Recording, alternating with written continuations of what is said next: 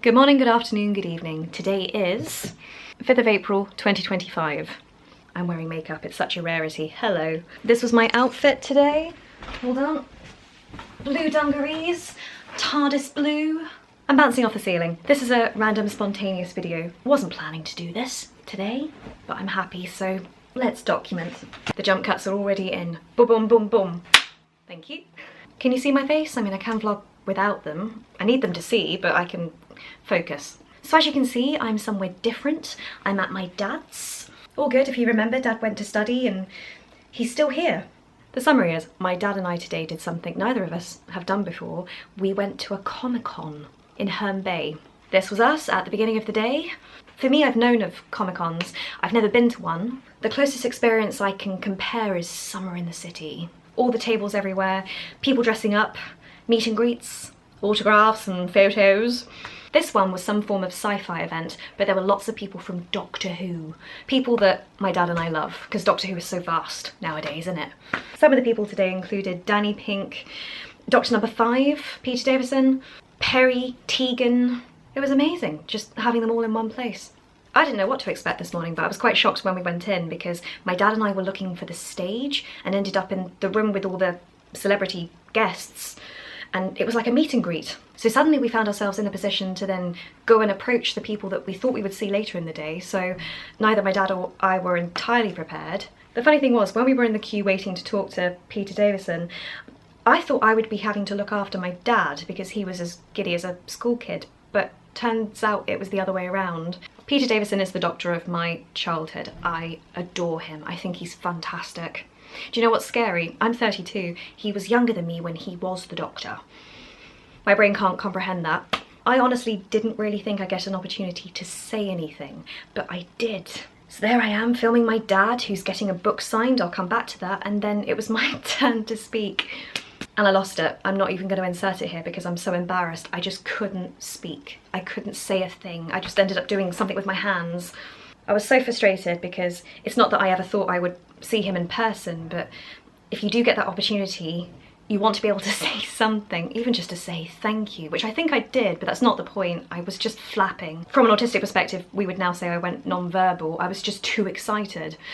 Talking of excitement, recently I bought a Google Pixel watch and it shows my heart rate 24/7, 365. And when I was in the queue, the heart rate was climbing. And then this silly video I have where I was trying to film that, but the heart rate was going up when I panned up to him and back. And there's the man. Look at this. Oh, this is such amazing tech. Anyway, the excitement was intense. Can you tell? I'm still like... So I didn't think that went well, but hey, that was my opportunity. Then we went to listen to a Q&A, so with Nicola Bryant, Janet Fielding, Peter Davison. It was short, it was simple, generic questions, but it was just nice to see them in person. And also there was banter, which I loved, like genuine banter between Peter Davison and Janet Fielding, just like they are on the show. Peter Davison luckily hasn't got a microphone at this moment. Yes, just check. Yeah, we Amazingly, my dad also got to ask a question, a bit in depth and probably more so than I think they were expecting. That meant a lot to my dad to be able to ask that. Today was really more for my dad than for me, but actually it ended up being a lot for the both of us. I didn't expect to be flapping so much and be as excited as I was. Genuinely, I'm shocked at my own self how much excitement I'm feeling, even now. Like the flapping, I can't control it. Let it out. My dad has a ton of Doctor Who memorabilia over the years, and here's just two pieces, two books. They're at least 30 years old. He took these with us today, but he got him to sign this one. I don't know how I feel about autographs and photos and all sorts with people. That's a topic on its own, but regardless, things mean things to different people, so I know how much this means to my dad. This is a postcard that's been on my walls. You might recognise this. Favourite Doctor. He got him to sign the book Braveheart Becca, and then he signed it there. And that meant a lot to me as well, because we only paid for one autograph, so you only have one moment to get something, etc. And he did that for me. He could have done anything, and he did that.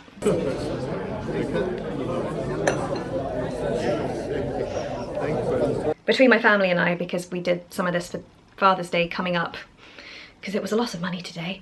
Another thing we bought was a group photo. Literally was one photo. We did it all in one because it was just so much money doing it with everybody individually. I actually set my camera on the floor filming and didn't know if it was capturing anything at the time, but it did. So this was us. This is me flapping.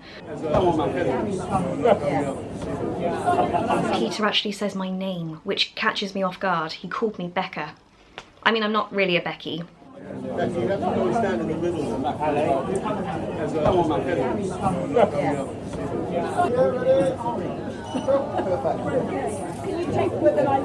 He remembered me from the book earlier in the day, and it completely blew my brain. But it was lovely. I mean, that photo means more to my dad than to me, but it's lovely. This was the photo, by the way. This was it. You got a print out rather than a digital copy, which is a bit frustrating, but hey, something in it. I keep saying in it today as well. The Essexness in me. My brain's finding it so confusing trying to remember character names and actor names. So we also did I shouldn't use that, sorry. We also did a Q&A session with Jamie and Dad? Zoe, Z-O-E. Zoe, yeah. Wendy Padbury, Fraser Hines. Okay. Thank you. Jamie and Zoe, and Jamie of course inspired Jamie Fraser from Outlander, and it was so tempting to say something, but no, like just to thank him for existing, because otherwise Outlander would not exist, and Outlander is something that I adore. So I'm gonna go back on myself to something I said earlier. So I went non-verbal and I ruined my moment and I couldn't say anything. I just did hand signals. Later in the day I plucked up the courage to go back. It was just after the Q&A. The queue was non-existent, so I thought, right, let's go, let's do this. So I did. I told him I was autistic. I just said how much he meant to me. He was my favourite doctor. He was the doctor of my childhood. My dad actually took a photo of me in that moment of me saying my spiel, so I'll put it here. I will treasure that photo. And then the next person that was there today, yes, I know my hands are flapping, was Janet Fielding, who plays Tegan. She's probably one of my favourite companions of the classic era, so to have both of them in the same room and in person was just mind-blowing. I wasn't as flummoxed. I started off being quite flustered and then quickly managed to revert to YouTube Rebecca, and I said similar, like, she's fantastic, she's been an inspiration, fantastic woman, just I did get to speak to Nicola Perry at some point, and I didn't say as much because I was not talking very well at that moment, and then she liked my glasses, which I thought, yeah, all good? Where is it? What? The kettle. Oh, I've got it. Oh. Okay, that's alright, no, you carry on, not a problem. All good.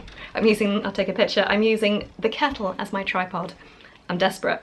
And it was interesting because she could see I was flummoxed and complimented my glasses, which of course was a way of trying to help me.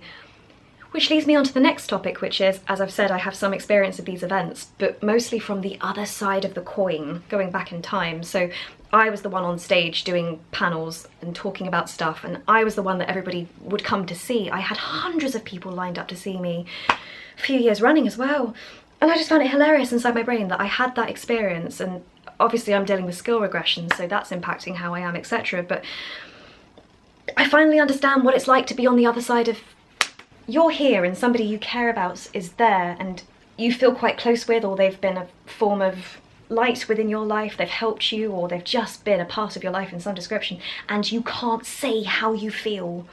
I've had people cry on me, I've had people break down, I've had people hug, I mean, I've had all sorts happen, but it's been the other way. So now I get it. I would say to people, don't panic, it's okay, you're fine. I mean, you can cry if you want to, but you're fine as you are. Hello. Even just saying hello is fantastic, but no, on the other side. I just want to insert an essay here of stuff that I can't currently, if you're feeling like I did today, having met me, the subject of parasocial relationships and connectivity, etc. is rather complicated. From my perspective, these people didn't know I existed and probably will not remember me at all, and that's absolutely fine, but there's something about having said something to somebody who's had a big impact on your life that just feels... The other two people in my brain that I just wish I could just say even just the words thank you to are Enya and Imogen Heap, so it just feels like a relief to say thank you. Oh, I feel like I'm about to burst into song. That's how happy I am. I did not expect to be this happy today. Truly, it's nice. I don't... This is a very... Come on. It's very rare for me to be happy nowadays. Or experience it and know that I'm experiencing it as I'm experiencing it, as opposed to experiencing it and then later on going, oh, I was happy. My ear's going red. I can feel them burning. Yep. So my dad and I, between us, we bought a couple of things. Only tidbits. I bought a TARDIS pin from one of the shops. I love that. I mean, it was mostly pins. Ta-da! That's for my dad. We bought 2 TARDISes for my brother and sister. A DeLorean. There was a DeLorean car there today. Now my dad and I, 2007, we saw a DeLorean at Universal. I can't remember what it was like, but it was nowhere near as fantastic as the one today. So of course we took tons of photos, insert them here, bang, bang, bang, bang, bang, bang, bang. That was amazing. Other things inside my brain that happened today, there was somebody dressed up as Deadpool.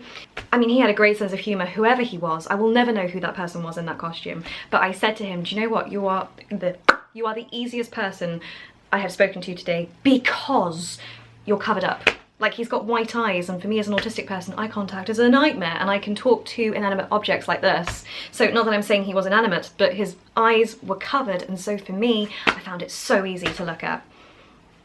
I need to marry someone who is dressed up as Deadpool, perhaps. Oh, he's awesome.